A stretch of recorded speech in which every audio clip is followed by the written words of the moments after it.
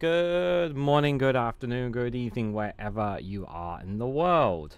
This is REGANELITE here. Hello everyone, how are you all doing this evening? Welcome to the Snowflake Viewpoint episode 106, where we will be looking at some of the latest news happening in the UK. We've got quite a lot to discuss here tonight. We've got 6 articles we're going to be looking at, as well as 2 funny videos in between. This is episode 106, dated on the last day of June, the 30th of June 2025 at 8 PM UK time. And just for reference, we are dual streaming live on youtube.com/REGANELITE, and we're on twitch.tv/REGANELITE1. If you're on Twitch, if you can, hit that follow and hit that bell notification icon so I'll be notified when I go live.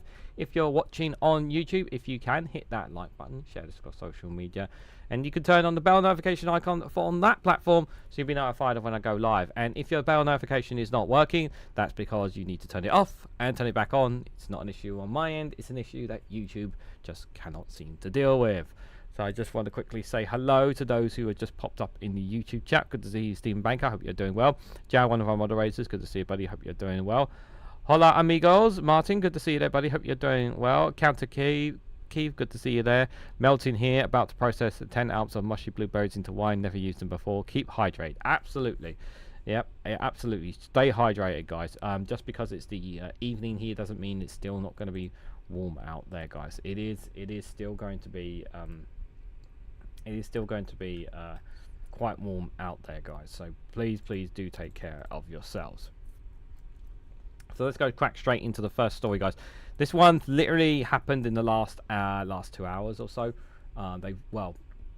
Basically an update on basically what happened at Glastonbury, and I talked a bit about it this morning, but I want to dive more into it with you guys here. So a criminal investigation has been launched into Glastonbury's performance of Kneecap and Bob Vylan. Vylan? Am I saying his name? Vylan. The BBC said it regrets the decision not to pull the live stream from Bob Vylan's Glastonbury performance, during which frontman Bob Vylan shouted anti-IDF chants.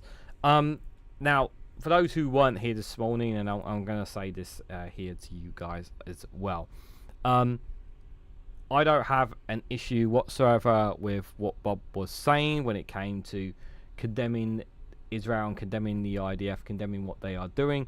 I'm all for that. You guys know my position on this. I've talked about this numerous occasions, and I'm all for obviously calling out Israel for what they are doing. I really am. However, here's the problem, right? It's all well and good shouting death to the IDF, right? Because that's what he was doing in the context. And in context, it's, well, you're not talking specifically about a particular person. You're talking about an organization, a group in particular. Is what you're calling for the death of. Is what the context of it is. But obviously, that's not how the right-wing media, the mainstream media, is plaguing that narrative. He should not have said death to the IDF. In my opinion, I think it was going to play into their hands by calling that, and it did play into their hands. And he shouldn't, in my opinion, he shouldn't have said it. I would not have personally said it, because I feel like it makes us as bad as those people. Now, some people will disagree, and that's fine. You can disagree with me on it, but I don't think he should have said it. Now, is there any justification for a criminal investigation to be launched into this? No. Should the BBC be getting absolute stick over this? No. It's it's completely missing the whole point of why he said what he said, and that is what's happening in the Middle East and what Israel are doing. Because rather than us talking about what's happening in the Middle East, what's happening with starving children every day, what's happening in the West Bank with people's homes being taken away, we're talking about a performer who's pointing out the bloody obvious of what's happening in the Middle East. And his speech was very, very nice as well. But I just think him saying death to the IDF, I just thought was a tad too much. I didn't think it needed to be. He should not have said it, in my personal opinion. Yes, condemn Israel, condemn the IDF, condemn everything that they're doing. Absolutely, rightfully so. If that's what he wants to speech, that's totally fine. I don't have an issue with that. Oh, and also Kneecap saying F Keir Starmer. Like, I'm like what's the matter? You can't handle someone telling you where to stick it. Like, come on. Like, the Kneecap thing was just like, really? You're gonna cry a river over someone who tells over someone telling the F kiss Starmer. Like, come on, man. Like, just stop being a wuss about that. That's you know, it's not like calling for the death that Bob was doing, in my opinion. So, a criminal investigation has been launched into the Glastonbury performance of Kneecap and Bob Vylan. Police announced the decision today after reviewing video footage and audio of both sets, which took place on Saturday. I don't know why there's going to be a criminal investigation, personally. Comes after BBC said it regretted the decision not to pull the live stream from Bob Vylan's Glastonbury performance, during which frontman Bob Vylan shouted anti-IDF chants. The punk rap duo have also had their US visas revoked and have been dropped by their US representatives, United Talent Agency. Well, they knew it was going to cause a stir. They knew that it was going to cause a stir when they did what they did. But they're speaking truth to power. Nick Ferrari had a total meltdown while clutching his pearls. I only saw the clip from Rob Spear on it, and I was just like, I honestly, like, I knew he was going to take advantage of, try and take advantage of the situation in any way, shape or form. But yeah, Nick Ferrari is missing the bigger point, really, of it all, as is so many media outlets. Zach Polanski, I haven't seen the clip yet, but I've only just seen, I think Zach Polanski was on LBC today, and he was saying that everyone's missing the bigger picture here, and that's what's happening in the Middle East, which is exactly what it is. But you know, everyone will say, no, we can't talk about what's happening in the Middle East. What's happening right now is this man is calling out Israel.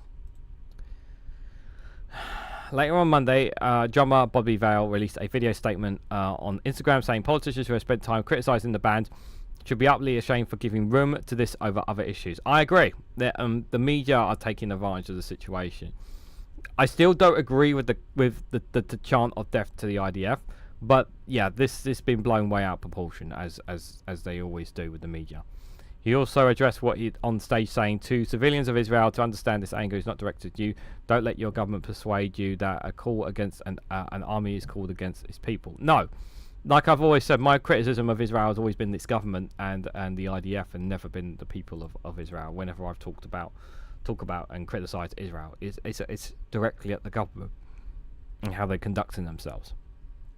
In a statement, Evian and Somerset Police have said after reviewing footage of both performers, further inquiries are required and the criminal investigation is now being undertaken. What's the criminal investigation here? Like, what? Like, is it because he chanted like saying F. Keir Starmer apparently is in need of a criminal investigation? Like, I'm sorry, like, people don't put people on Twitter saying F. Keir Starmer all the time. Like, are police gonna open up a criminal investigation for all those people that chant criminal investigation? Like, I tweeted, you are an effing liar, Keir Starmer, when he said that he makes all the decisions and he's not a puppet for Morgan Sween, and I said you're an effing liar.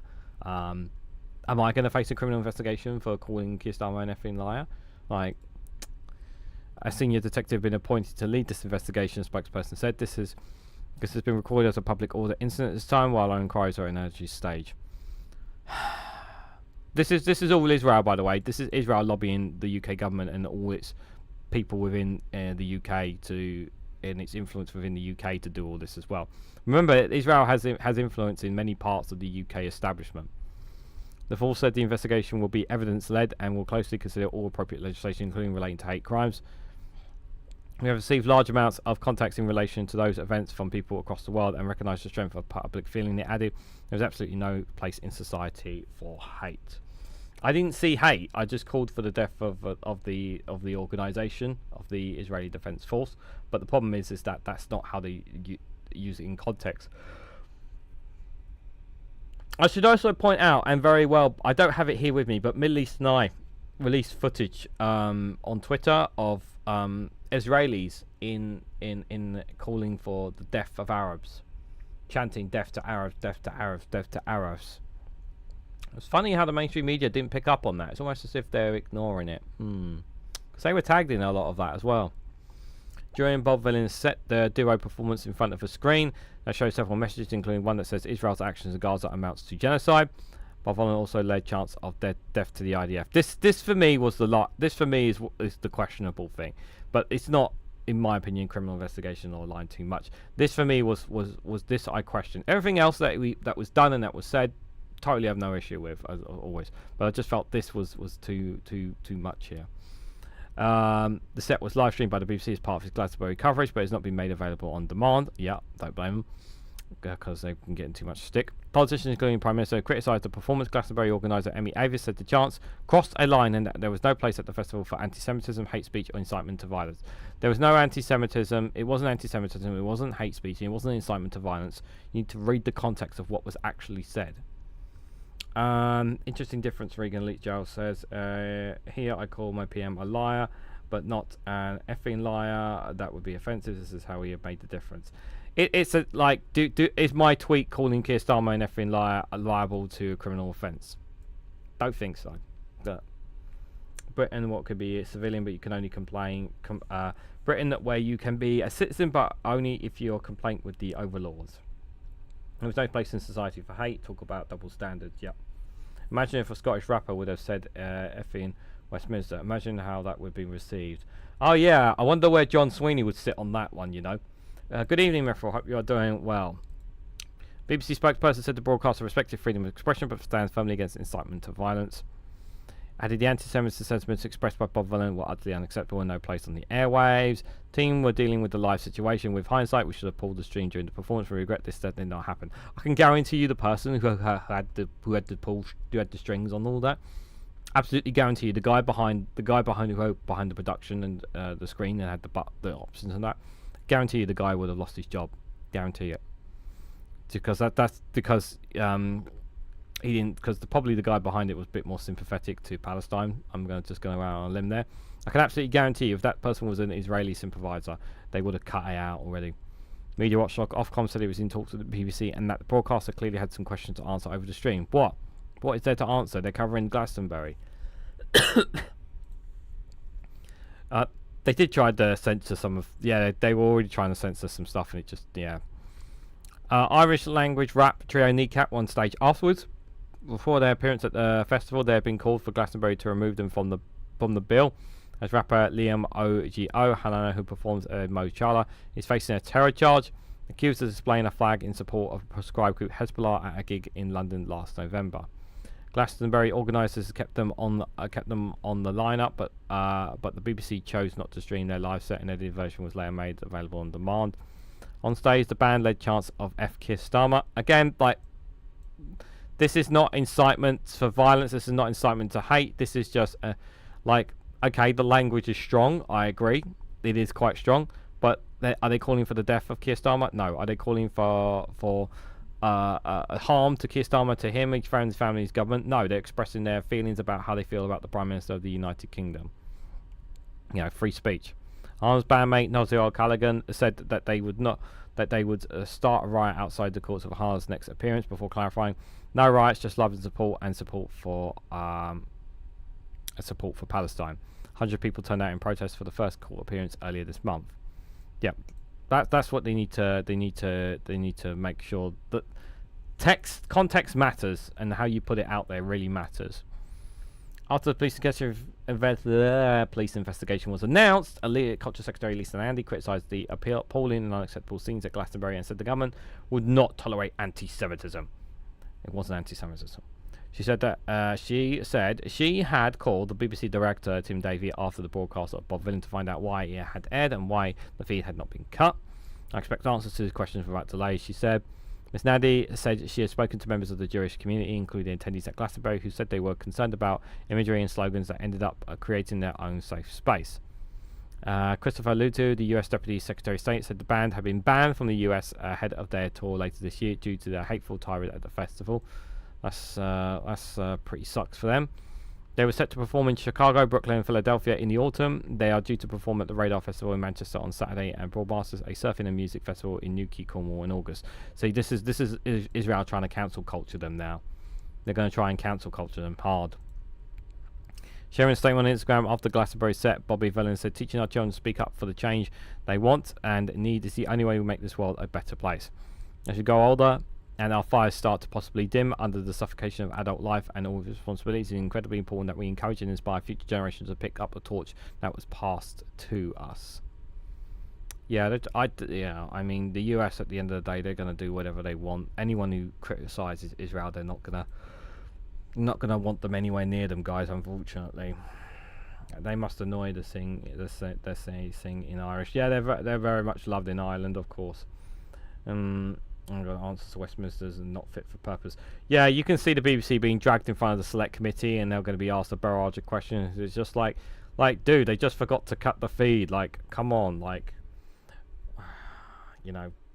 I think calling out what is happening in Gaza is actually the opposite of anti-Semitism. In Starmer's voice, I can't do that fucking voice. Yeah. Like, I don't have a problem with what they were saying, because what they're saying is true. But I just, like, for me, the death to the IDF, that for me was a lie. I know in terms of the context, and I understand the context, and I know people will argue the context of it. The context is about the organisation. I get that, but the problem is that it plays, like I said this morning, it plays into the hands of the right wing, plays into the hands of the Zionists, and that's exactly what it did. It played into their hands, because we're not talking about what they said. We're not talking about what's happening in the Middle East. We're talking about what they actually said, and that is the interpretation that everyone's being told by front page headlines and everything, is that this band is calling for the death of Israelis. They're calling for the death of Israel, basically, is what they're trying to interpret it to the British public, which is not really what they said, but that's what they're trying to interpret it as. And that's a problem. That's a big problem. Computer, you better not be whizzing right now. Oh, it is. Interesting exclusive here from Sky News. I thought this one was quite interesting to share with you guys. So dozens of MPs are calling on Starmer to urgently establish a Ukrainian-style visa for Gazans. This is exclusive from them. So the MPs, including 35 Labour MPs, said a new visa scheme would allow the families of British Palestinians to get to safety before they die. Now, why is this something not been implemented sooner? Like, this shouldn't even be a debate, especially if they're British Palestinians. Why are we not ensuring that they can come? Like, this is the thing. We know it's because of Israeli lobbying. We know that.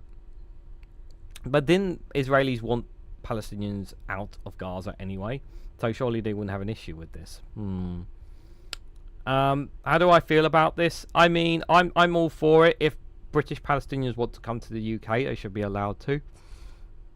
They should be allowed with their families. We do it with Ukraine. We do it with Hong Kong. What's the difference here? I don't see any difference. I think it should be pushed through. I don't have an issue with it at all. I really don't. I understand a lot of Palestinians obviously just want to stand and fight for Gaza, and rightfully so. Whether they're in their right to do so. But if that option is for them to come to the UK, that option should be open to them. So dozens of MPs have called on Keir Starmer to urgently establish a Ukrainian-style visa to allow Gazans with their families in the UK to come to Britain. Now, let's seen exclusively by Sky News. The 67 MPs and Lords from across the political spectrum have asked the Prime Minister and the Home Secretary to create a Gaza family scheme to reunite Palestinians with their loved ones in the UK until it is safe to return. Just as the UK opened its doors to those fleeing persecution in Ukraine and Hong Kong, we believe that the same generosity should be extended to Palestinian families, Leicester says. Yep, that's a very good way of putting it. Shortly after Russia invaded Ukraine, the UK opened up the Ukrainian family scheme, allowing Ukrainian nationals to join family members in the UK and live and work and study in the UK for up to 3 years. Applicants closed on February 2024. 2 years before the UK opened the British National Overseas Visa to allow Hong Kong fleers after a strict national security law which imposed by China to live in the UK for 5 years and then apply for British citizenship. Letter sent to the PM on Sunday evening has been signed by 35 MPs and the House of Lords members, including Marshall Doug Corvia, Clive Lewis, Stella Creasy, Richard Burton, Kim Johnson, Afarel Khan, Rachel Morgan, Bell, Rabia Andley, Eddie Slaughter, and Alex Sobel. Jeremy Corbyn and John McDonnell are among a handful of former Labour MPs suspended from the party last year to sign a letter, and are all 4 Green MPs, Lib Dem MPs Tim Farron and Leon Model, several other Northern Ireland MPs and MSPs Graham Ledbetter and Brendan O'Hara also signed. The Bishop of Chelmsford, Dr. Gully Francis Delacroix, has also signed the letter. Only one Conservative, former Special Advisor on William Hague, Baroness Hegel, signed it. Yeah, because the Conservatives don't have a heart, and they also don't want more immigrants. But one of them signed it, which is extraordinary. In the letter, the politicians expressed their grave concerns at the immense suffering inflicted on Palestinians in Gaza. They accused Israel of shattering the temporary ceasefire agreement, weaponising starvation, intensifying its campaign of bombardment and military assaults and targeting people accessing humanitarian aid. Labour MP Marshall, who helped organise the letter with the Gazans Family Reunite campaign, told Sky News the Ukrainian family visa scheme was the right response to a brutal war. Establishing a Gaza family visa scheme would be an extension of those same principles, showing that this government is steadfast in its commitment to helping families experiencing the worst horrors of the war. It is for the government to act now to help British Palestinians get their loved ones to safety, enabling them to rebuild their lives. The MPs also said in the letter that since Hamas attacked Israel on October 7th, killing about 53,000 Palestinians, the real death toll is likely to be extraordinarily higher. Yet we know that's going to be a lot higher. They say a Gaza family scheme would allow Palestinians in Gaza to reunite with their families. People may never see them again unless urgent action is taken. The MP said too many Gazans who attempted to come to UK have struggled to navigate the immigration system, especially as they are required to provide biometrics to apply for a visa, but it is impossible due to the destruction of the visa application center in Gaza and the blockages of Rafah crossing. Yeah, it's practically, yeah. I mean, what did they have there? Literally nothing. They said there's a lack of safe zones or ways out of Gaza, and some have constituents with family members who have fled Gaza to Egypt but are stuck in limbo with no access to schools or healthcare and begin the process of rebuilding their lives. I honestly, like, here's the other thing as well. Why, like, obviously there's the moral point of view that the government should be doing this, but there's also another reason, and that is in terms of winning over voters. Like, they lost MPs because of what's happening in the Middle East. If they did this may turn some voters who are against Labour back to them, because they're showing that they care about at least the innocents to a certain extent. And I say to a certain extent, because it's nowhere near enough what they're doing, because they're not condemning Israel. But it would be a step in the right direction. The letter adds it would be a vital step towards addressing the UK government's historical presence and ongoing responsibility towards Palestinians in Gaza, and the UK has a duty to take all necessary steps to hold Israel to account for its crimes. Gassian Galbon, spokesperson for the Gaza Family Reunited, said family unity is an undeniable human right. It said Labour in opposition urged the Conservative government to do more to help British Palestinians and get their relatives to safety. We are still waiting for the new government to do the right thing, he said. We, as Palestinians in the UK, simply want the opportunity to bring our loved ones from Gaza to safety until it is safe to return. The UK welcomed those fleeing war and persecution in Ukraine and Hong Kong with open arms. All we're asking for is the same treatment to be extended to our families who have experienced unimaginable trauma as a result of Israel's genocide in Gaza. Yep. He added only a small number of Palestinians in the UK and even a small number of family members for Gaza. Government spokesperson said the death and destruction is intolerable. Since day one, we've been needing to see an immediate ceasefire, release of all hostages and cruelty detained by Hamas, better protection of civilians, specifically more aid, yet yada, consistently entering Gaza, long-term peace and stability. Range of routes available for Palestinians. There are a range of routes available for Palestinians who wish to join my family members. Can you give us the details? What's this? There are a range of routes available for Palestinians who wish to join the family members in there. What on earth does that mean? What does that mean? Good evening, Daily Blase. How are you doing? Well, I'm back from sunny Weymouth. You went to Weymouth on a day like this? Oh, I bet you got sunburn out there, Daily. Good to see you, buddy. Hope you're doing well. Mithril says, I love Britain, but I hate what has happened to this country's persona over the last couple of decades. Yeah, I get that feeling, my friend. I really do. Guys, make sure you check out Daily Blase's YouTube channel. I don't know if he's doing a Friday Frolics this Friday. He didn't do one last Friday, but hopefully he'll do one this Friday. I've sent him plenty of content. He has way too much. He probably has way too much content for Friday Frolics, to be fair. But yeah, do check out Daily Blase's YouTube channel, guys. Does really, really great stuff there. No, Rutia, not interested there on Twitch. No, thank you. Not interested at all. Thank you for the offer.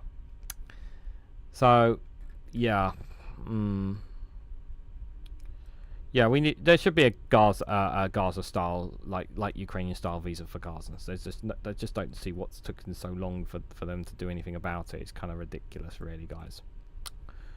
So, this next story we're going to come to, guys. Obviously, don't worry, there are some other important stories we're going to come to. Don't worry, I haven't forgotten them.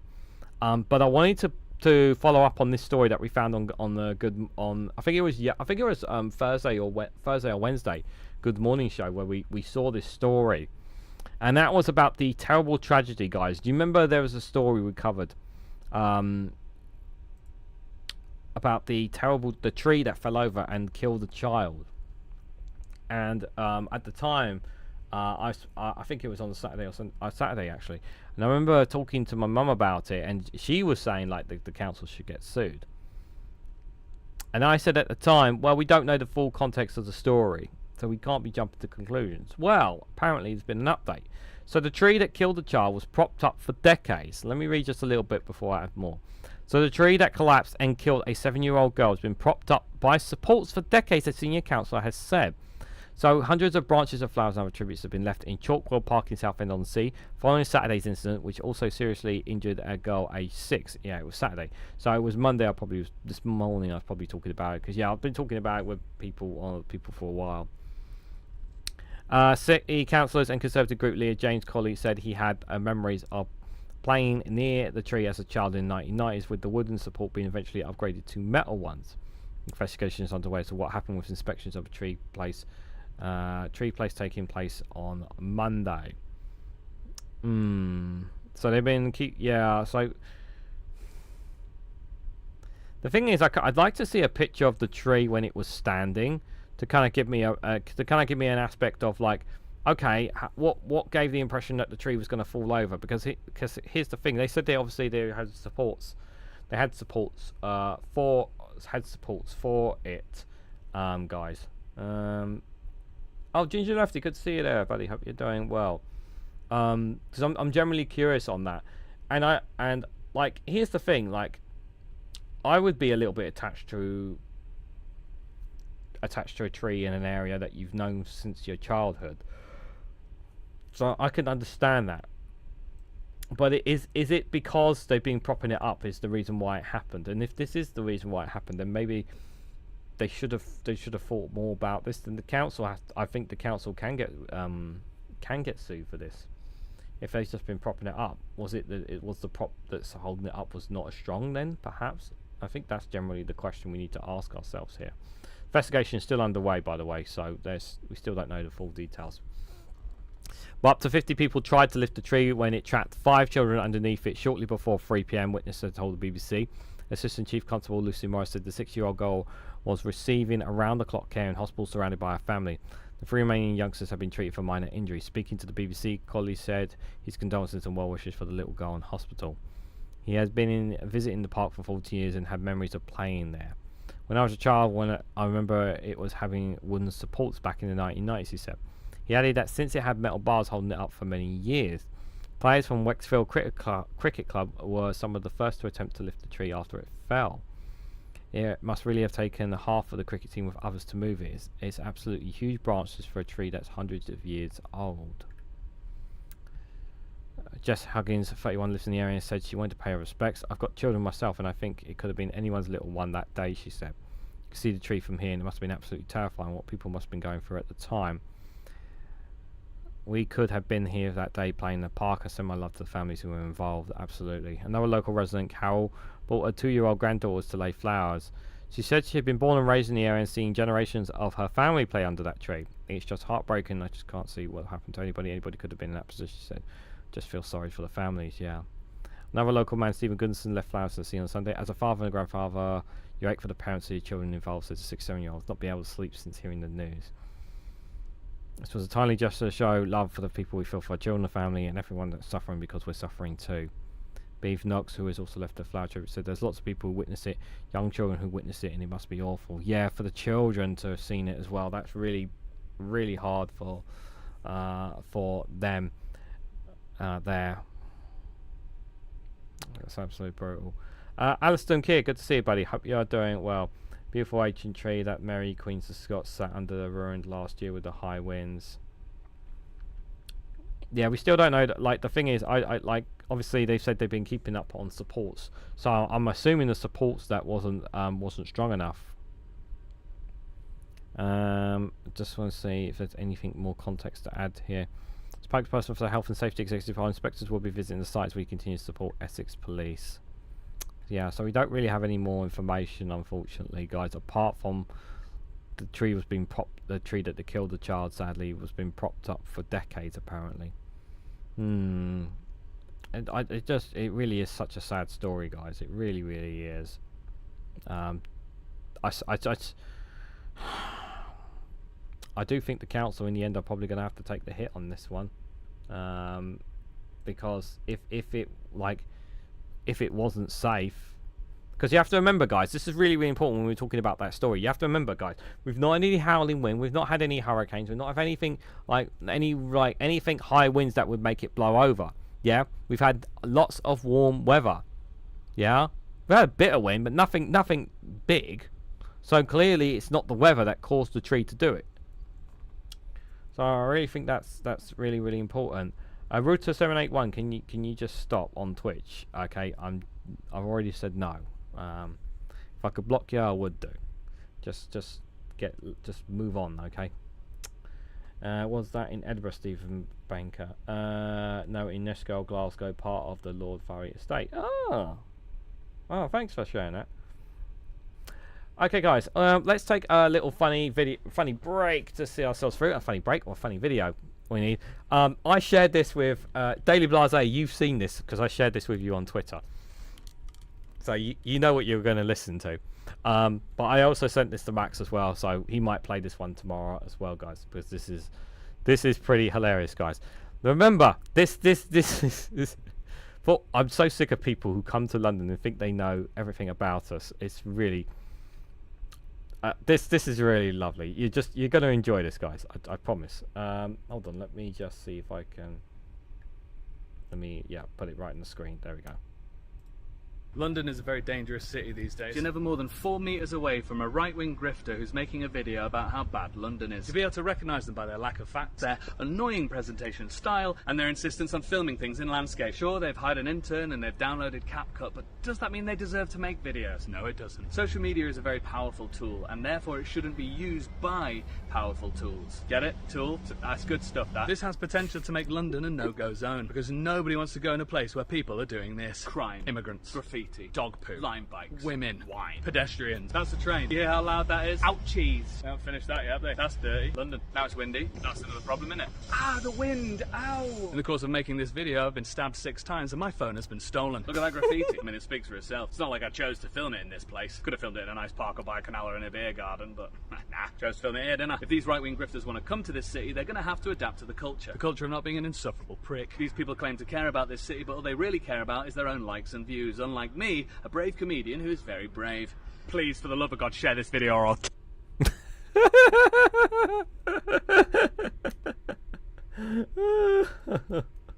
Oh, it was good, guys. That was really good. Oh, Darren, you need to save that for Friday if you're doing a live stream. Save that for Friday. Well worth playing again. Well worth playing again.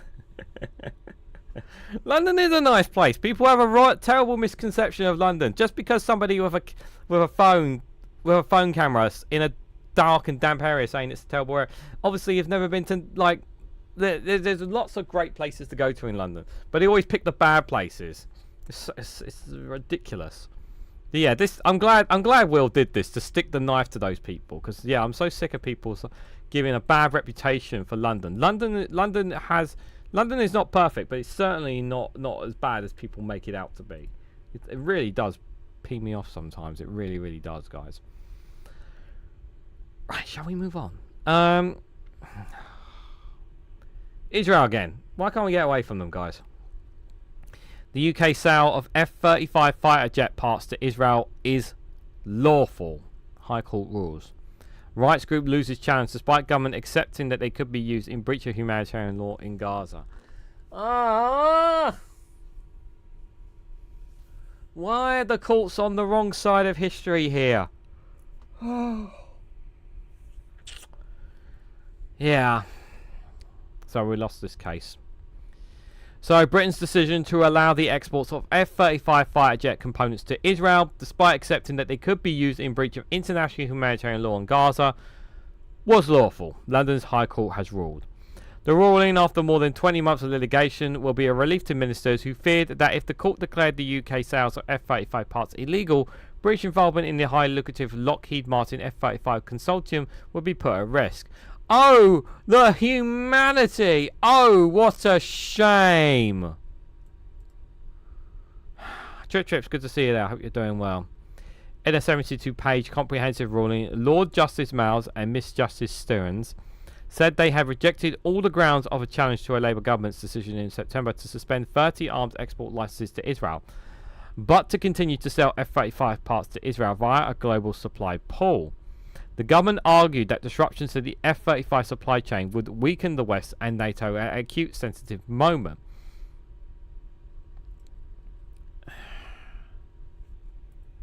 But can you just make sure that these supplies aren't, like, if you want them to go to the West and NATO, can you just say, okay, these can go anywhere except Israel? Is that too much to ask? Like, is it really that hard to do that? The UK provides about 16% of the parts for the F-35s, and the courts was told in closed session that Lockheed Martin Global Pool was not structured to permit the UK to insist its parts were withheld from Israel's F-35s. Oh, for fuck's sake. The judges ruled that the acutely sensitive and political issue was a matter for the executive, which is democratically accountable to Parliament and ultimately to the electorate, not to the courts. They argue it's not something the courts really can deal with. The case has been brought by the Palestinian human rights advocacy group Al-Hag and the Global Legal Action Network (GOA) and supported by Human Rights Watch, Oxfam and Amnesty International. Judges said the issue is whether it is open to the court to rule that the UK must withdraw from a specific multilateral defence collaboration which is reasonably regarded by the responsible minister as vital to the defence of the UK and to international peace and security, because of the prospect that some UK manufacturing components will or may ultimately be supplied to Israel and may be used in the commission of serious violation of IHL, that's international humanitarian law, in the conflict in Gaza. The court also rejected all 13 grounds for complaints mounted by Al-Hag's lawyers, and in doing so to protect ministers from judicial review based on their international law obligations. It's the money, it's the money. I don't know if it's the money. The thing is that if obviously I'm not a lawyer or a judge or anything, any expertise in this, but here's the thing: if the group was able to prove, if they were able to prove that the components of these F-35s that were going to Israel, that these same components were definitely being used inside Gaza or in the West Bank, being used on Palestinians, if they could prove that, maybe they would have different opinions here. But the problem is there's no way. I don't know how they could do that though.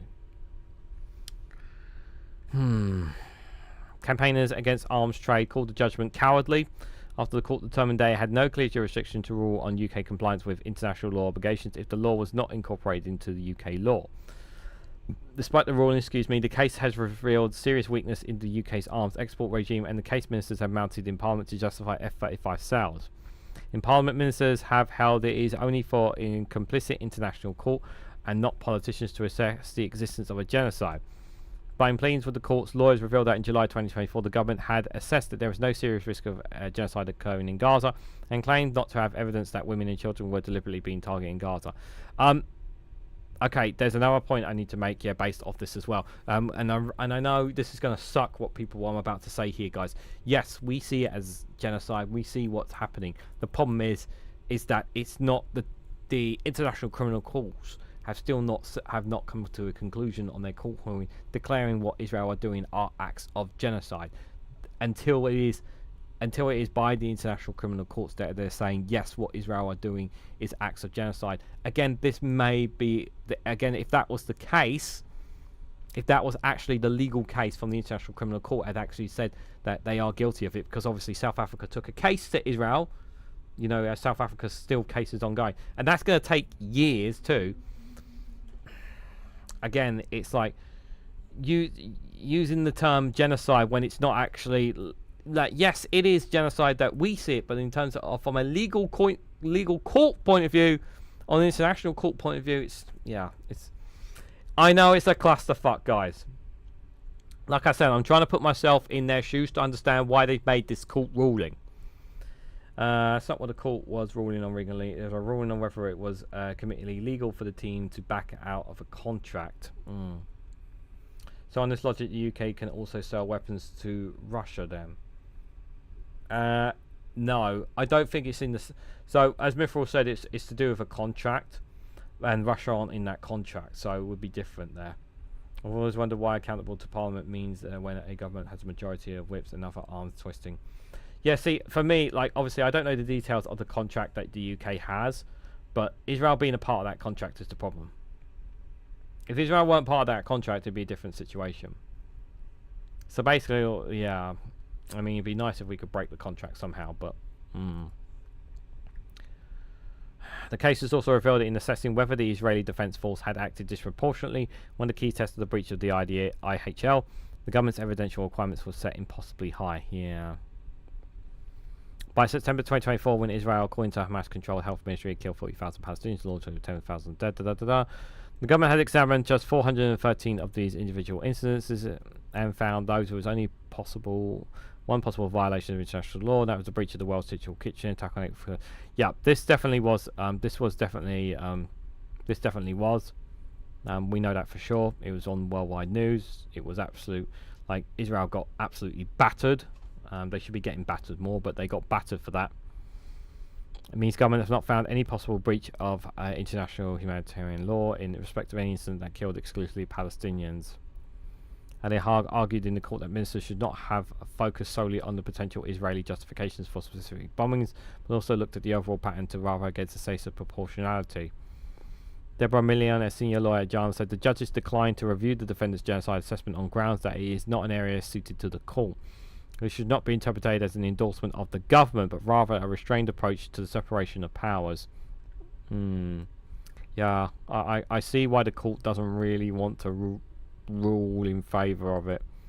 So Husky, the British Palestinian Committee, said now the courts have kicked the issue back to ministers. It's a matter for MPs and the electorate to hold the government to account. Yasmin Ahmed, a judicial defence to the executive in this case has left the Palestinians in Gaza without access to protections of international law, despite the government and the court acknowledging that there is a serious risk that UK equipment might be used to facilitate or carry out atrocities against them. The atrocities that we are witnessing in Gaza are precisely because governments don't think that the rules should apply to them. No, it's because Israel doesn't think the rules apply to them and nobody's holding them to account for that. That's the problem. UK has contacts with Russia that was suspended. Well, one thing look, I don't know if weapon supplies are being sent from the UK to Russia. I'm very skeptical of that. If you have evidence towards that, I'm more than welcome to look at it. But one thing I do know for certain, in terms of things going from the UK to Russia via third countries, is still lots of luxury cars are still being sent to Russia from the UK to a third country, whether it's Kazakhstan, Belarus, third nation in the Middle East that is shipping them into Russia. I know that's still happening because literally there was an investigation from one of the mainstream medias not too long ago on it. So it's not like that's still happening. I don't know about weapons. I doubt weapons are being sent to Russia. I doubt that very, very much. But we know that they're still getting luxury cars. But in terms of this, obviously this here, like, I think obviously it's about specifically here, as Mithril said, it is about specifically the contract that the UK are tied to here. But also as well, we also have to understand as well is that it hasn't been by the international criminal courts have not stated that what Israel are doing inside Gaza is committed acts of genocide anyway. That's not been proved. That's not been proven by law. We know it is, but it's not been proven by law, guys. We know it is, but it's not been proven by law, and that's the problem. And the problem is that it takes years for the ICJ to come up with their conclusion. I know it's bullshit, but that's just how the way they operate, unfortunately. We had them too. Jao says we seized ours on the basis of Russians using the weapons to target civilians and attacking a sovereign nation. I'm not saying Russia. I'm saying that the logic to the UK had to fulfill those contracts. But we don't know if they had contracts with Russia before the. We don't know. We don't know if the UK had contracts with Russia with regards to weapons. We're just speculating on that, to be fair. Yes, they did before Ukraine kicked off 2020. It was military components. 2010, I mean. All this from a strict legal perspective. So they had contracts with Russia back in 2010. Okay, well, that was quite a long time ago, to be fair. But they don't now, as far as we're aware. Like, did they have contracts before? Did they have contracts? I'm assuming the contracts ran out. They just let the contracts run out after 2014. What happened in Crimea? That's my assumption. Is what the UK did. Or they tore up the contracts that they have with Russia. One of the two. That's I'm pretty much assuming that's what happened then. Going from one court case to potentially another, perhaps. Palestine Action, you guys. So, judges grant Palestine Action Group urgent hearing to try and stop the ban taking effect. The co-founder of the protest group to be given an opportunity to apply for an interim relief to prevent proscription order. Let's be... I hate saying let's be clear because I sound like bloody Keir Starmer when I say this. Let's be open-minded about this as much as we can here. Palestine Action are not a terrorist organisation. They do not terrorise people. As far as I'm aware, they have not murdered anyone. They have. I haven't seen them or heard any stories of them terrorising Israelis or Jews in any way, shape, or form.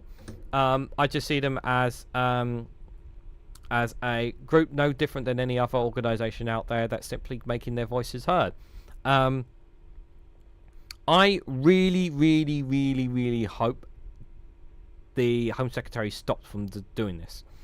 And also as well, which is actually a very good story as well, I saw this morning as well. Civil servants are really uncomfortable about calling Palestine Action a terrorist group as well. There are people within the civil servants who are not happy about it as well. I don't know if there's anybody within the Labour government in Labour of trying to pressure the Home Secretary to drop this stance as well. But clearly there are Israeli lobbies pressuring Yvette Cooper, and we know they're getting paid. We know that the ministers, Labour ministers, are getting paid by Israeli lobbyists. Yeah, we know that. But this is just beyond outrageous. Okay, this is not the definition of terrorism in any way, shape, or form. But this is trying to paint anybody. But what they're trying to do is paint anybody who supports Palestine terrorist. This is essentially what they're trying to do here. Starmer and Cooper showing the truth colours. In this regard, yeah, absolutely. Suspended regionally, I believe that may be out of it now. Yeah, that probably sounds more feasible from the contracts that Russia had with the UK at the time. Yeah, thanks for that information. Appreciate it, guys. But is this hearing gonna make a difference? The thing is that what the argument they need to make to the judge, and they need to make it very clear. They need to basically what the actual legal definition of the term terrorist means, and say what we are doing is not terrorist actions, and need to prove to the judge, hey, we're not terrorist actions, and here are the reasons why. Yeah, from the legal definition point of view, because what they're doing is not terrorism. So Palestine Action has been granted an urgent higher court hearing on Friday to try to prevent a banning order against it from coming into effect. An order was laid before Parliament on Monday would be prescribed the group as a terrorist organisation before being a member or inviting support for Palestine Action, a criminal offence carrying a maximum sentence of 14 years in jail. The move announced by the Home Secretary Yvette Cooper last week will place Palestine Action alongside the likes of Al-Qaeda, Islamic State and National Action. The move has been criticised as draconian by protest groups, civil liberties organisations and various politicians. Of course it is, because it's completely bloody out of order. The order seeks to ban three groups, others being Muslim murderous cults, which have been accused by the US of planning and soliciting mass casualties attacks in New York, and the Russian imperial movement, which Washington says provided parliamentary-style training to white supremacists and neo-Nazis in Europe. A short hearing at the High Court on Monday emphasised that Huda Amla, the co-founder of Palestine Action, is to be given an opportunity to apply for an interim relief with respect of the prescription order. Dave Blunkett, KC, representing the Home Office, said the plan had been for the order to be debated in Parliament this week and then signed on Friday to come into effect on Saturday.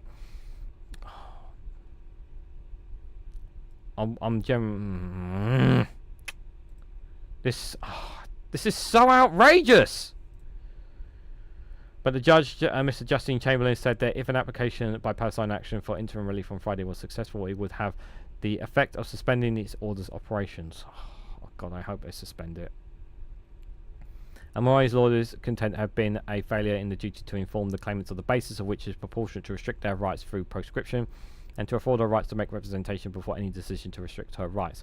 The submission also states that while extensive consultation has taken place with the Israeli government and arms companies, no opportunity has been provided for any other groups affected or concerned by the proposal to prescribe Palestine Action, including Liberty, Amnesty International, and other civil society organizations.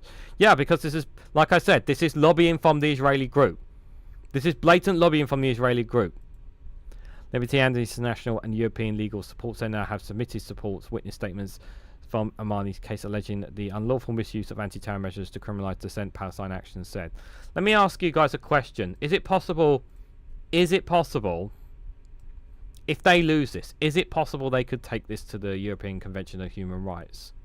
Saying that this is it possible they can go that far? I don't think it can. Can the European Convention of Human Rights be enacted here? Could they take it to the European courts? I don't know if they can or not on this, if they lose. Court's decision to grant an evidentiary hearing this week is indicted for vital importance of what is at stake in this case, including far-reaching implementation for any prescribed or Palestine action would have on the fundamental freedom of speech, expression and assembly in Britain. This is the first attempt in British history to criminalise direct action, political protest as terrorism, mimicking any authoritarian regimes around the world who have used counter-terrorism to crush dissent. This will set an extremely dangerous precedent with representative impact across the Palestinian movement. Yep, this is about stopping. This is about Israel trying to silence Palestine movements and organisations in any way, shape, or form. This is what they're going to do. This is what Israel are trying to do really, really hard, trying to really dumb down on this here. They're trying really hard to as well. Spraying red paint on the warplanes is not terrorism. Causing disruption to the UK's base arm manufacturers used by Israel's largest weapon, EBIT systems, is not terrorism. Palestine Action said that it uses direct action and seek to prevent serious violations of international law by Israel against the Palestinian people. Cooper took the decision to ban it under the anti-terrorism law 3 days after the group claimed an action against military aircraft at RAF base Princeton in Oxfordshire. 5 people were arrested in connection with the incident. Cooper said there had been a long history of unacceptable criminal damage committed by Palestine Action, but again, doesn't justify the term terrorism. Open letter published on Monday by artists including musicians, a bunch of musicians, calling for the ban to be dropped, saying Palestine Action is interfering to stop a genocide, it is acting to save life. More musicians calling for it to be dropped. After the hearing scheduled for the 21st of July, Marley will seek permission from judicial review to argue that the prescription order should be quashed. I hope it gets squashed. I hope it gets squashed. This is completely out of order from the government. Completely out of order. They can, yes, it can regulate. You have human rights to protest. Interesting. So yeah, so even if they're successful, I think even if they lose, the European Convention of Human Rights would overrule them, because they would say you have because of the legal, based on the legal definition of the term terrorist. Like if I right now, let's say, what is the legal definition of terrorism? Okay, the Google AI is not going to tell me for me. Terrorism is defined in legislation under Terrorism Act 2000, Section 1 of the Act states that terrorism is meant to use or threat or one or more of the following actions: serious violence against a person, serious damage to property, endangering a person's life other than that of a person committing the action.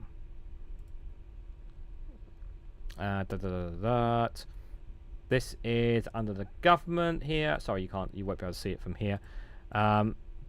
It's prescribed serious violation against a person, serious damage to property. Okay, so that's... Let me see if I can pull this up for you guys. 1 second. So this is on the government's website under the Lord's Library under Parliament here. Keys, definitions. What is the definition of terrorism? Serious violence against a person, serious damage to property. Well, it is damage to property, but that's endangering a person's life other than the person committing the action. So, creating a serious risk to the health and safety of the public or a section of the public. Actions designed to seriously interfere with seriously disrupting on an electronic system. So the only definition they've got here is serious damage to property on the definition of terrorism. Because that's why they're doing it. Under this is according to their own part. This is on their website, guys. I'll put 1 second. Yeah, I'll put the link for you guys if you want to have a look yourself. Sorry, it's a big long text, but The use of action must be designated to influence government or international organisation, and to intimidate the public or a section of the public must be undertaken for the purpose of advancing a political, religious, radical, and ideological cause. However, the use of the threat of an action involves the use of firearms or explosives is terrorism, regardless of whether it's designed to influence or intimidate those parties. The Act also covers actions outside the United Kingdom. The 2000 Act gives power to Home Secretary to prescribe an organisation if they believe it's concerned in terrorism and is proportionate in to do so under Section 3(4) of the Act. An organisation concerned with terrorism, if it commits or participates acts of terrorism, prepares for terrorism, promotes or encourages terrorism, including unlawful glorification of terrorism, is otherwise concerned for terrorism. Again, where is it in the Palestine Action? The 2000 Act established several precautions, including belonging or inviting support for prescribed organisation, arranging and assisting with the arrangements of prescribed organisation, addressing such a meeting when clothing. How is glorifying terrorism defined? Glorifies the commission and preparation whether in the past of such acts of offences. Is a statement for which members of the public could be reasonably be expected to intern what is being glorified. Has been glorified as a contact that should be living in existing circumstances.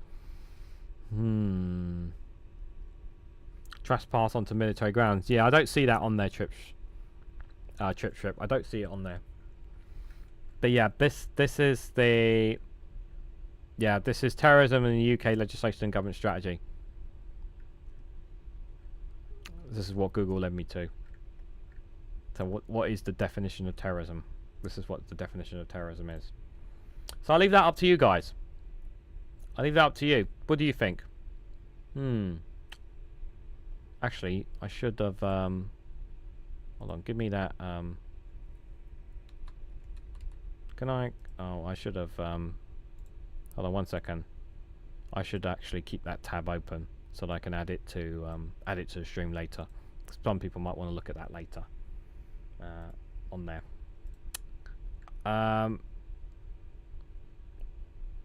Right, let me just have a quick look at the chat. What you guys are saying. Trespass on the military grounds.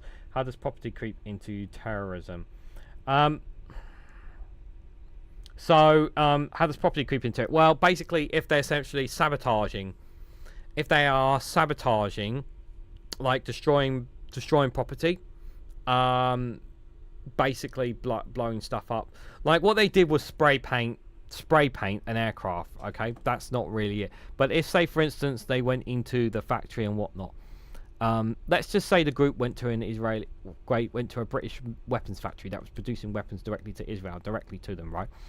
Let's say they sabotaged the factory. They sabotaged it they basically blew up parts or basically ripped up components of the factory and whatnot. That's that kind of damage there. Or let's say, for instance, in terms of damage to property, let's say a group went into a military base and blew up an aircraft. Let's say they blew up an aircraft or an airfield, say for instance. That is damage to property. That is considered damage to property. A terrorism group doing that. And I think someone pointed this out a while ago. I can't remember who it was as well. Someone made this point as well with regards to all of this as well. Is how are they were able to get in and be able to do what they did, and not as well as many questions as well. But yeah, property does have to creep into it there. So I do agree with that. Billy, good to see you there. Hope you're doing well. I'm sure a group years ago were pronounced innocent after damaging aircraft. The reason that being that they had exhausted every avenue of dialogue. I forget, about 6 years ago. Yes, Max Robespierre covered it on one of his videos. Zoe Gardner was on LBC using those argument points on certain groups who were doing the same things, if not worse, than what Palestine Action were doing, and that they weren't charged with terrorism on it. So yeah, you're absolutely spot on that other groups have done the same things and not been designated. So you're absolutely correct in doing so. I can't remember what the groups were, but Zoe Gardner pointed it out on LBC. I think it was probably yesterday on Ian Darrell does his whole cross questions, I believe it was there. So one last story, guys, before we head out with this exclusive here. So cabinet ministers insist Keir Starmer will lead Labour into the next election after fresh questions over his future. The Education Secretary Bridget Phillipson said the government had ups and downs as Labour embroiled in the welfare reform row. So, I have not seen the. I don't know how many of you have actually gone out of your way to see some of the MPs, because they had a debate today in the Parliament, obviously about the welfare reforms, because obviously it's going to go to a vote tomorrow. It is going to be tight. There is still a possibility that the vote could get shot down.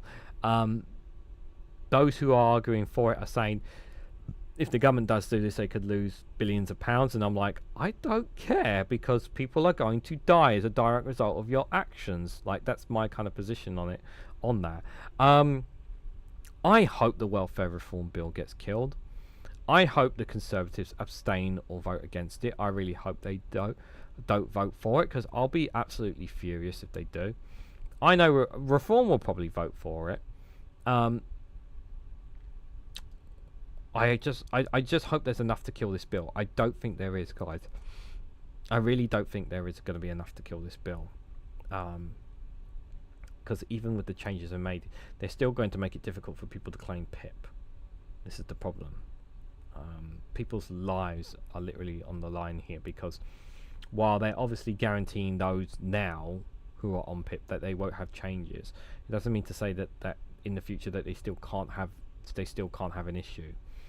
It still doesn't mean to say that there's still going to be people trying to claim for PIP as well. So I really hope the bill gets killed tomorrow. I really, really hope so. And we will obviously talk about that bill on Wednesday morning, for sure, guys. Parliament debate is the most boring debate online, gets nowhere. No, but it is. I wouldn't watch the whole thing. I mean, Daily Blase. I'm sure. I'm hoping Daily Blase will have picked up some one or two clips worth catching. I'm sure off there, and maybe doing one or two videos. I hope he does before it. But there are some really good speeches every now and then from from one or two good politicians. I say one or two good. I'm not saying they're all good. But there are some one or two good politicians. So, a cabinet minister has rallied to the defence of Keir Starmer ahead of the crunch vote on his welfare reform, widely seen as a test of his authority. Right on there, as we're reaching nearly a full year of Labour in government as well, guys. Bridget Phillipson insists the Prime Minister would lead her party into the next general election amid growing questions over his future.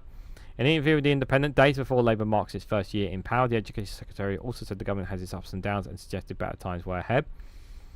Her comments follow a difficult week for Sir Keir, in which a rebellion over benefit cuts and a series of confessions in newspaper interviews have sparked fresh questions over his leadership.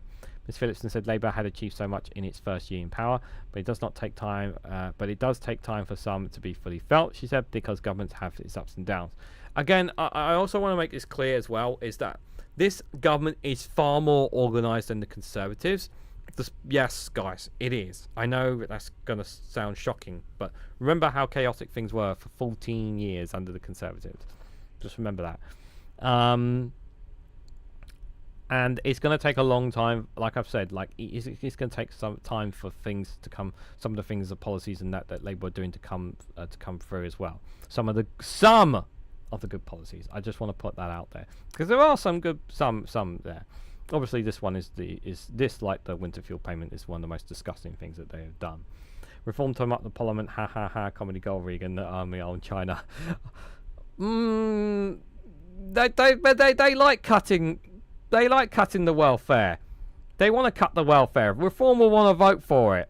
Counter Kev. They'll want to vote for it. You're too kind to Labour. I'm an artist, so I got a lot more bloody minded. Yeah, well, I've not been in politics as long as some of you guys. You have to remember that as well. You know, I've not been following politics since I was 10 years old, or 15 for that matter. I think that it's really, really important to me to put that out there. So some of you guys have a much longer experience in politics than I do. So I'm, like I say, I don't bullshit you guys. You know. I will watch it tomorrow. Just coming from a 9-hour coach ride from Weymouth. 9-hour coach ride. Oh, daily. Putting yourself through blimmin' hell there. Anyways, I hope Weymouth was worth the trip. I really hope it was for you, my friend. No worries, Billy. We're almost done here anyway. What we see in the months and years to come is a delivery from this government. She pledged. She also backed the welfare cut, saying that after a climb down by the PM last week, the new package does take into account of the concerns MPs have raised, and that reform was critical as too many were being written off or not given the support they need to get into work. After Sakir would be Labour leader at the time of the next general election. Like, this is a stupid question to ask because they're just going to say yes. Growing number of Labour MPs warned that the PM could be ousted next summer after elections, in which parties expect to lose power in Wales, and failure to win power in Scotland despite SNP's current woes has struggled in local elections against Farage surging Reform UK party. Yeah, I fully expect. Let me just put this about what's happening for Wales. I really hope Labour get kicked in Wales. They need to lose power in Wales. They've had control for far too long. I know I don't trust Reform any much as you guys trust Reform. But if it's jointly controlled by Plaid Cymru and Reform, at least Plaid Cymru could keep some checks and balances on Reform. But it would just be so. I just think the people of Wales need somebody running the show, and it should not be Labour anymore there. As for Scotland, the SNP, well, they need to do something about John Sweeney because he's not really done enough for them. There. So, not done enough at the moment. Yeah. Obviously, as you guys know, the SNP, they really need to bite back against Reform because the surge of Reform, in Scotland is very, very worrying and very, very scary indeed. Like, it's not major, but it's growing, and yeah, they need to find a way to counter that. Last week, a senior Labour backbench told The Independent that welfare rebellion ended only in one of two ways. The first of which was we sack him. The other was that he fires his chancellor to Rachel Reeves. Oh, I love that. Last week, I gotta read it again because it's funny. Last week, a senior Labour backbencher told The Independent the welfare rebellion ended in one of two ways. The first in which we sack Keir Starmer. The other was that he fired his chancellor. Wow, that's pretty brutal. I'm good. I'm glad they literally put it like that to them. They're saying, like, this is how fucking out of touch you two assholes really are. Like, you have no fucking idea how much damage you're going to do to people's lives. No, he's really going to leave. Love to you and everybody. Oh, well and good, counter Kev. Much appreciate the comments. Thank you. On Sunday, the Health Secretary Weststreet tipped as a potential successor to Keir did not rule out wanting a top job, but dismissed suggestions and mixed shape. Weststreeting, I said this morning and I'll say this to you guys now. Weststreeting is not in a safe seat. You could potentially oust him at his seat, guys, because of what's happening in the Middle East. He almost lost his seat. He can still lose it. Just remember that. Last month, imagine he became Prime Minister and then imagine Weststreeting becoming Prime Minister and then he lost his seat. I don't think that would happen anyway, but it would be funny. Last month, Sakir was forced to say that he would lead Labour into the next election after initially dodging the question. Ms Phillipson said Labour would achieve an awful lot in a short space of time. First year of power, not losing, given the terrible mess that was left behind. Yep. Conservatives left us all in a shithole, we know that. Cited the free breakfast clubs, but again, what about lunch and dinner? Why are we not guaranteeing meals for all our children? Why are we only guaranteeing for a selective amount? Answers on a postcard, please. Increasing the minimum wage, yeah, happy about that, but again, doesn't address the cost of living crisis. Expanding eligible free school meals, again, I'm pleased without that, but it's not enough. Massive expansion of childcare hours. This does nothing to help with childcare situation.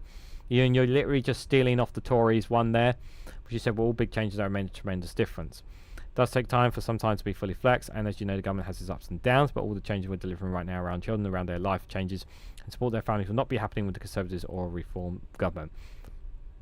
That is true, but again, it's not enough. She said ministers were focusing on delivering the change that people voted for last summer's general election, which Labour won up by a landslide. No, people want to see their lives, sit in their lives and in their communities, on their street and their families. And what you'll see in the months and years to come is delivery from this government. On the welfare cut, she said, I believe the package is being set out is balanced. It does take into account the concerns and colleagues have raised. No, it doesn't, because you haven't changed the PIP system. It's critical that we reform the system, because we ended up with too many young people being written off without the support that they need to be in employment or educational training, and too many people who want to work and not getting the support they need. At the weekend, polling guru Sir John Curtis said Keir had the worst start of any newly elected Prime Minister. Really? I still don't believe that. I still think Liz Truss had the worst. Labour or the Conservatives, after Labour leader admitted to a series of regrets in the first year in office. So John said that voters still don't know what Starmer stands for and that he must paint a picture for the country he wants to create. Yeah, and this is why he's not pulling all the strings, Keir Starmer, and that's why John Sweeney's doing it for him. So Keir had already told so many times that the focus on international affairs meant he had not appreciated the feeling of MPs over welfare reforms until last week. He also said that he regretted using the term island strangers. Yep, that was a stupid comment, whoever gave him that idea.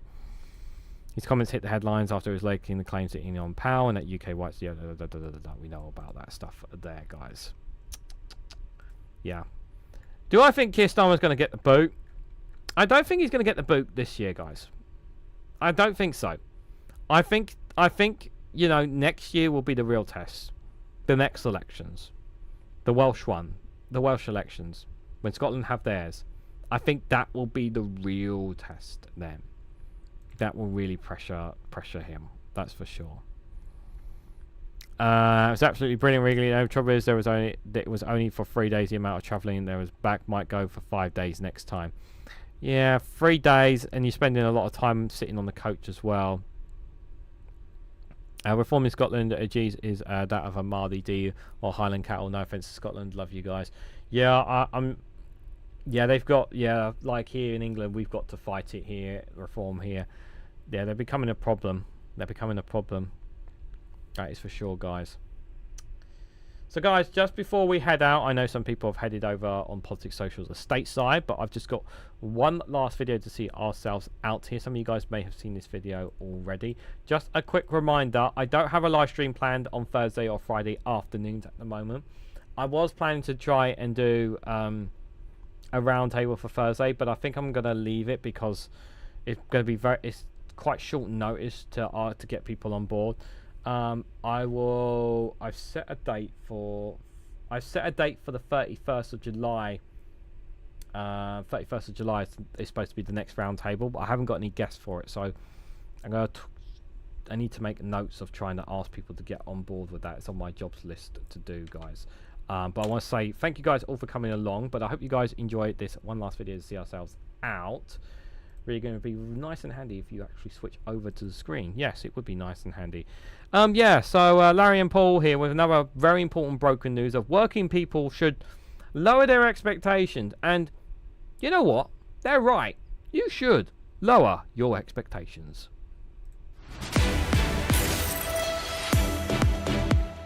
Welcome to Broken News.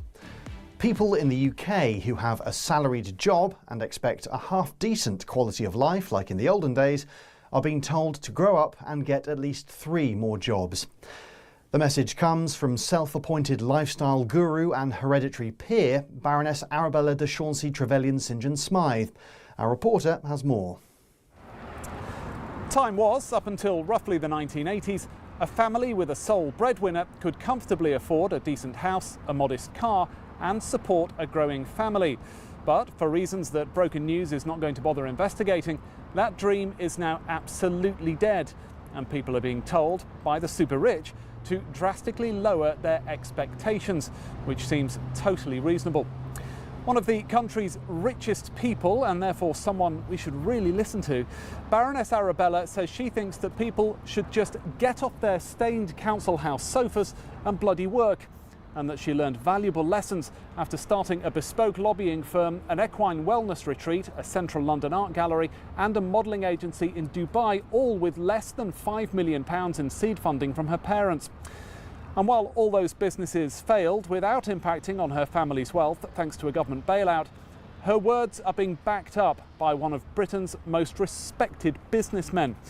Private equity bigwig Toby Clonsted Booth, who last year took over the family firm from his late father, Lord Maxwell Clonsted Booth, says Lady Arabella is absolutely right. The 37-year-old, who made his name from asset stripping and plundering public services for profit, says working people should consider stopping their Netflix subscriptions so that they have enough for a horrible-looking new build in the northern town of Leeds, for example. A bargain. Well, his words have been echoed by billionaire man of the people, petrochemical magnate Sir Remington Jackcliffe, who says the idea of leisure time is childlike, outdated and fantastical. He's tweeted that if you want to see your kids in the evening or go out at the weekend, you should expect to have to work evenings and weekends. He also has another solution for low-income families. Just keep working. He suggests until you're 79 or however long you people live these days.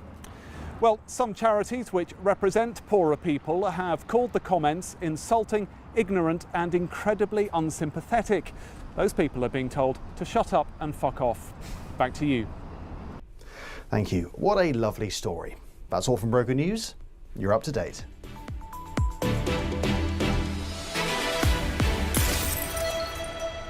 A land of opportunity, guys. You know, land of opportunity. Oh, Christ almighty. These rich people, you just can't get off them, can you? Oh, guys, make sure you check out Larry and Paul's YouTube channel, youtube.com/Larry and Paul. Man, how have they only got 36,000 subscribers? They should have so much more than that, guys. It was a lovely story. It was a very lovely story indeed by Larry and Paul. Hope you guys enjoyed that one too. So guys, just a quick reminder before we head out, I'll be back tomorrow morning with another good morning show. If you want to join me tomorrow morning, we'll look at some of the world news that's taking place outside the UK, some of the others there, also as well as the weather, the local daily quota as well. Another seaside town that I will cover in the UK. What one will I cover tomorrow? I haven't actually decided either, so we'll see. But if you want to join me tomorrow at 8 AM for another show, feel free to do so as well. And then I will be back at 6 PM tomorrow with the Snowflake Corner, covering news from outside the UK.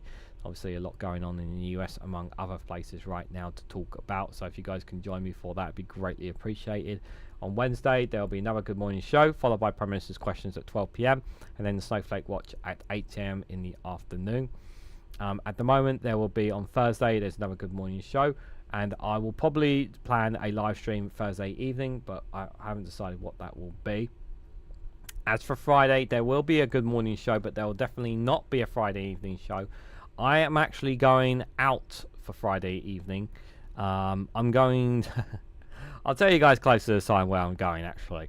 I'll be coming, but one thing for certain, I will be coming home very, very late Friday evening, probably as late as 12:30 to 1 o'clock in the morning. Yeah, not ideal. It's not something I like doing, coming home that late, but considering what it is, I think you guys will understand when I tell you close to the time. But yeah, but that's the schedule for this week, guys. But yeah, if you'll see on the home tab, check out the home tab if you want to check anything else out on there. But thank you guys all for coming along. Thank you guys as always for your comments, much appreciated as well. If you can hit that like button on the way out, it'd be greatly appreciated. And of course the gang is here. I know I don't show them very often, but they are here. They are here in full as well, guys. So they want to say, so we just wanted to make them aware that they are here as always as well. But just before I go, just have one last thing to say. If you haven't already, hit the like button, be greatly appreciated. Share this across social media so others are notified as live stream. If you haven't subscribed already, please consider subscribing because it really does help support the channel. And if you want to financially support me and the work that I do here, you can do so by becoming a YouTube member for as little as 99p. Or you can join me on Rumble or Patreon for exclusive content on those platforms. So thank you all so much for watching, and I hope to catch you all very, very soon.